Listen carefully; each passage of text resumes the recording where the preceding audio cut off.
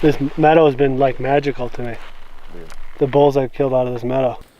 That's him for sure. 523. Set it for 525. 523.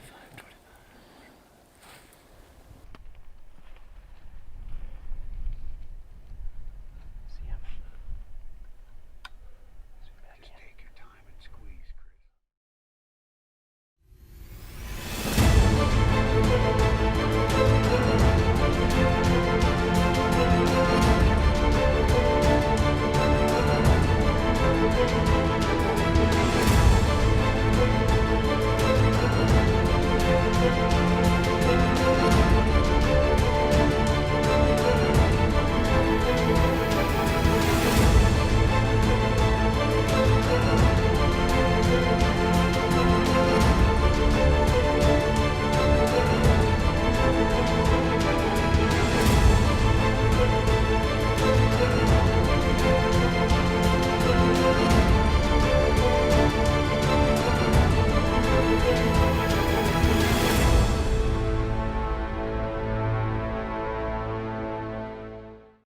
This week we're heading to New Mexico to hunt with Black Mountain Outfitters.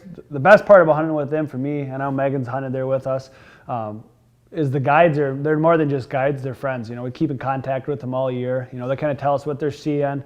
And it just makes it more fun. It makes the trip, you know, enjoyable that you're not just hunting with them, you're spending it with friends. The day before we left to go to New Mexico, we flew out this time. Usually there's a big group of us that go. This year. It's just me and Dad going out at this time. Hadley had found, you know, a really nice bull that we're probably going to try to go after. And then once my hunt was done, Dad's actually hunted a different unit that's muzzleloader only. So I woke up Sunday morning ready to get on the airplane thinking I was going to go try to shoot, you know, a really nice, you know, 6x6 bull, probably, you know, a 330 class bull. And I was excited about it. And then I woke up Sunday morning and realized that Hadley had found another bull the night before that he thought was, you know, probably, you know, in that 370 plus range, just a giant bull. And he was like, hey, you need to get here like ASAP. I want to try to, you know, shoot this bull or Sunday night. And we're flying in on Sunday. And I'm like, well, I ain't gonna have no time to do that. So get everything arranged, get on the plane. We flew out at 11:30, ended up landing New Mexico time 1:30. When we had landed, Corey, our camera guy, was picking us up. And he got there about 2 o'clock, picked us up. Now, legal shooting light, I don't remember exactly what it was, but it's like 5:30 or 5:45, something out there. Corey, he picked us up, so we had about a 3-hour drive to get to the ranch where we normally hunt. So we're cruising, we get there. I believe it was, you know, about 4:15-ish when we pulled in. Got all set up, shot the gun quick.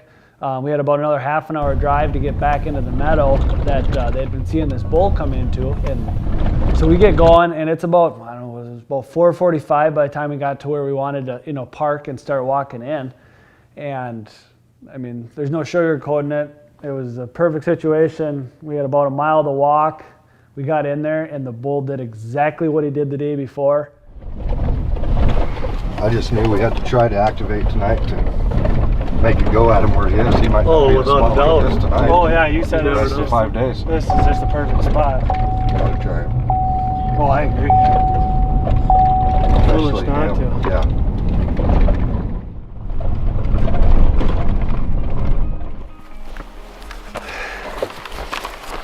Well, folks, I wish I had a little more B-roll for you, but I don't. We literally landed in Albuquerque, New Mexico about 3 hours ago, and hauled our rear end to get here.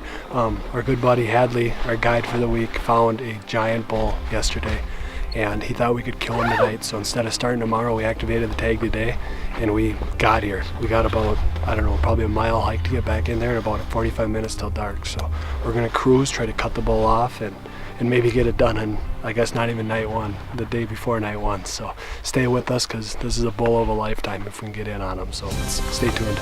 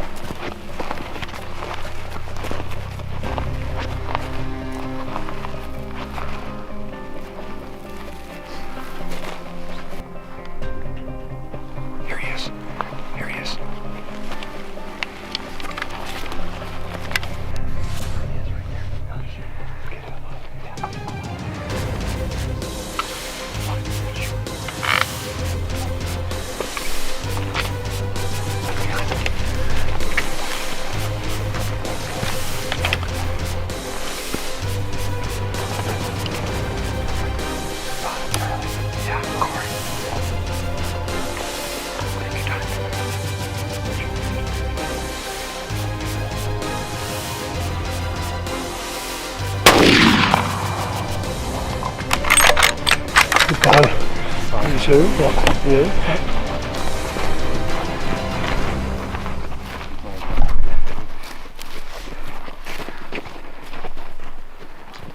Over here.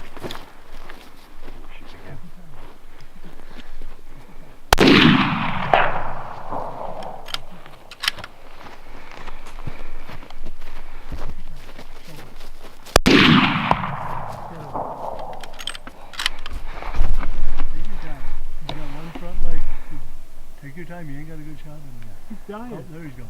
Sad, man.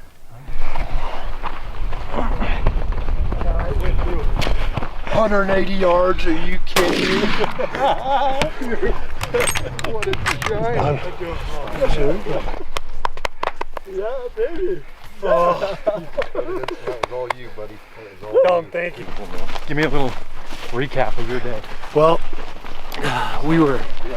I had Hadley scouting for me all week before we got up here, and he had found a great 350 bull, and I was probably, that's 330 or bigger I'd have been happy with.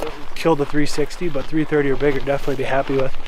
So we had a 350 bull picked out, and he comes up in here the other night and finds a bull that he found the sheds off of within about 400 yards of this exact spot. And he told me, he's like, you gotta get out here right now. You gotta get out here. So we fly.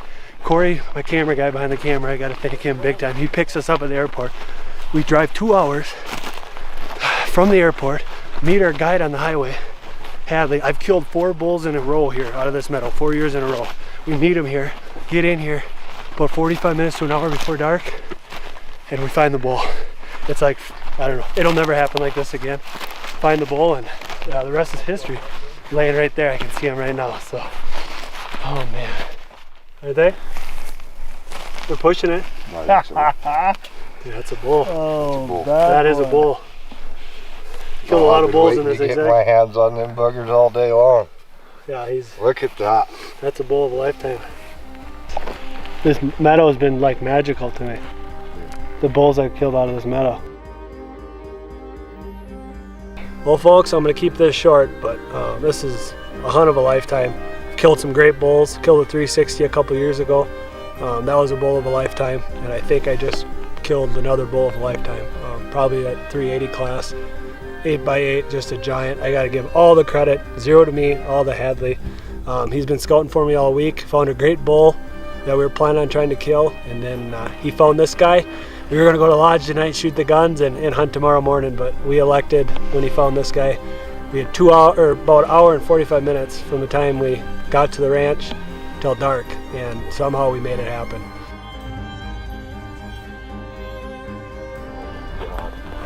Holy moly.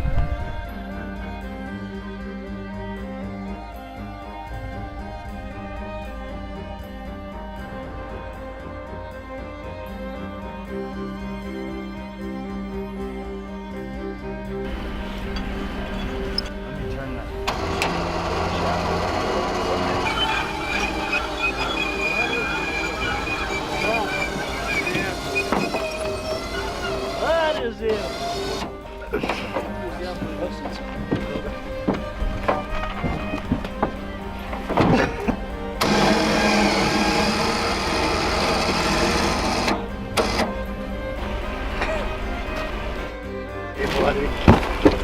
Woo!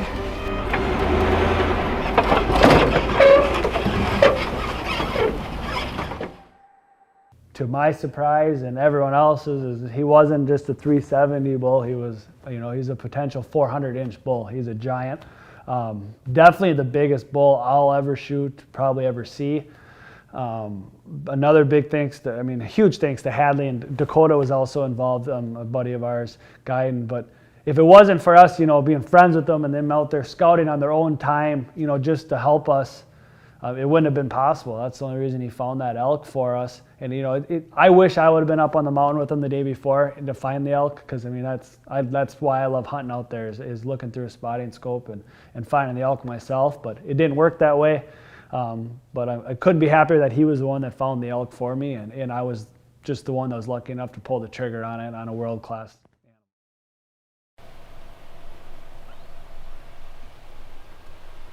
Make sure to check out Precision Outdoors on Instagram and Facebook.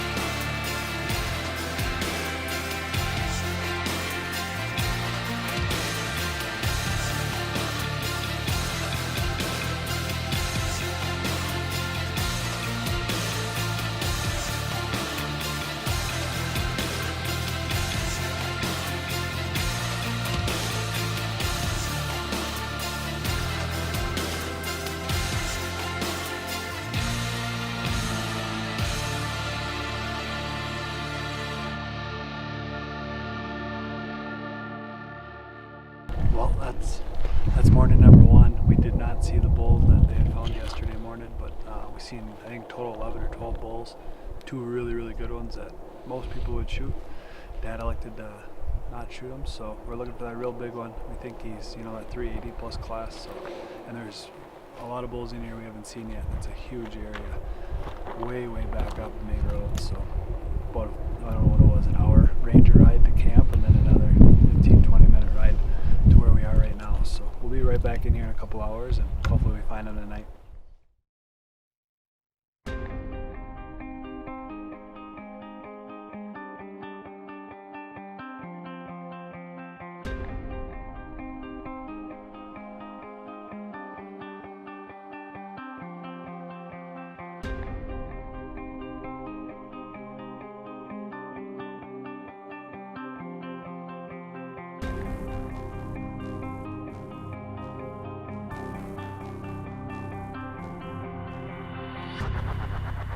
I got a bull, Chris.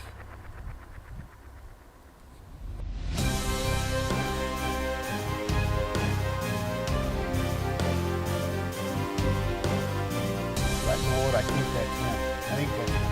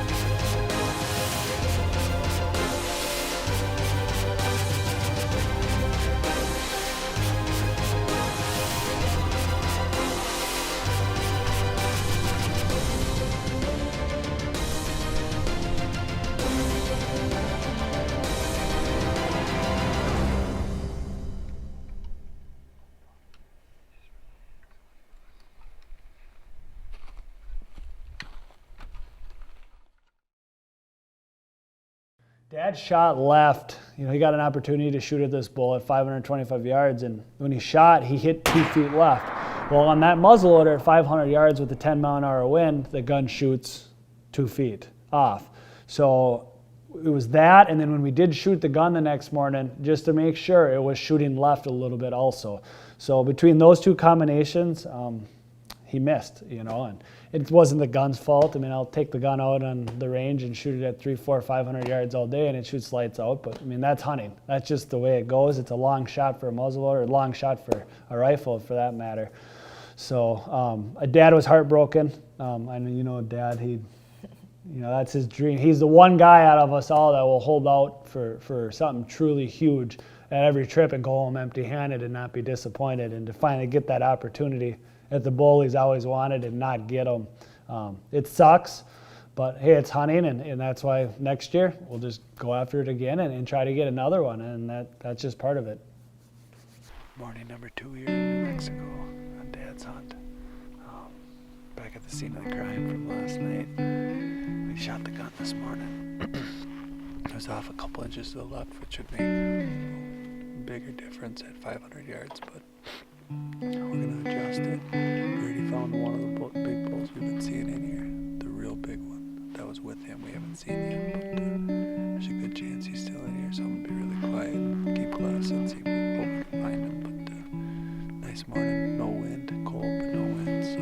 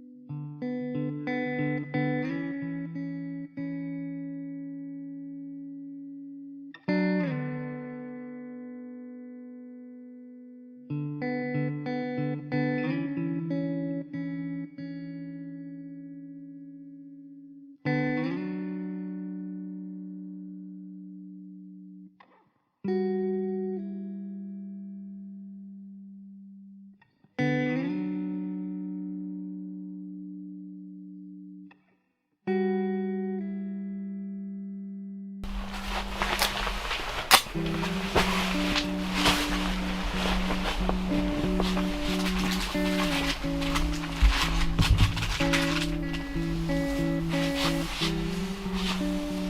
Wes, got me a bottle of water.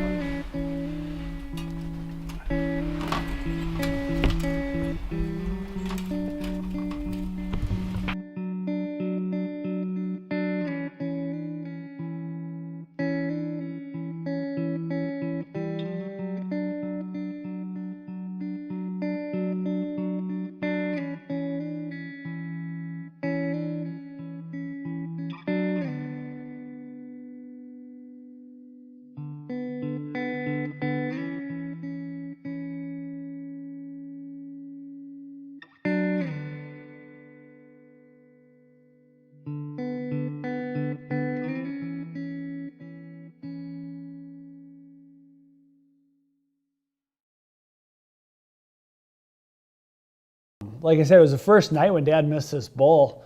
We were like, well, we got 4 more full days of hunting. We're definitely going to find this bull. And there was also another bull in the exact same area. I would say probably a 350 class bull, a 5x6, beautiful bull. Kind of decided, at some point if we had an opportunity at him, we'd maybe try to take it too later on in the hunt. But I mean, we moved around, went from mountain to mountain to mountain, and it's so thick in there. They could be there the whole time and not even see them. But we spent the rest of the week and we never did find that bull. It's the reality. It's the way it goes. They're big for a reason, and that's next year he'll be that much bigger, and hopefully we can get on him. Stay tuned next week. We're going to be heading south of the border to Sonora, Mexico, chasing mule deer and Coues deer.